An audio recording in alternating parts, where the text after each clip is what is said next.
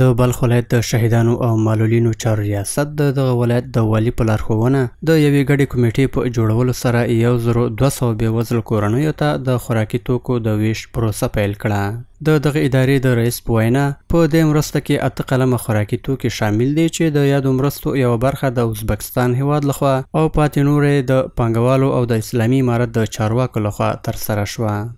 دا د محترم د بلخ ولایت محترم والي صاحب یو خاص رهبري تر هدایت لاندې یو 9 کسیزه کمیټه دایره شوه د روژې مبارکې میاشتې کې چې موږ په دې وتوانېدلو چې تقریبا یو 1200 کورنۍ موږ هغه لیستو کې سره ترتیب کړلې. نو بیا دا کوم مواد چې نن توزیع کېږي دا موږ ستاسې د ګاونډي هیواد ازبکستان دوست هیواد څخه ډېره مننه کوو چې د هغوی د خوا څخه کوم مواد دلته زموږ د بلخ ولایت د والي صاحب محترم طرف ته دا سپارل سوي وه.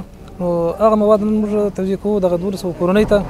د دې ترڅنګ یو تعداد تجارانو هم لږ مرسته کړې ده، د هغې څخه هم موږ مننه کوو. په ورته وخت کې هغه کسان چې د بلخ ولایت د شهیدانو او معلولینو چارو ریاست له دغو بشري مرستو څخه برخمن شوي دي خوښي څرګندوي او په راتلونکي کې هم د ورته مرستو پر دوام ټینګار وکړ.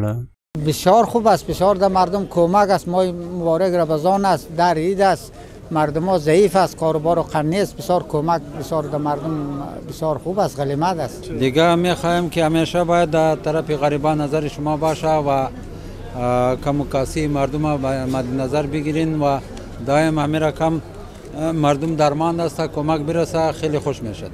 د یادونې وړ ده چې دا د بلخ ولایت د شهیدانو او معلولینو چارو ریاست لخوا د روژې په مبارکه میاشت کې اړمنو کورنیو او په ټولنه کې بېوزلو کسانو ته د بشري مرستو دریم پړاو دی چې نږدې 2000 کورنۍ له یادو مرستو څخه برخمنې شوي دي.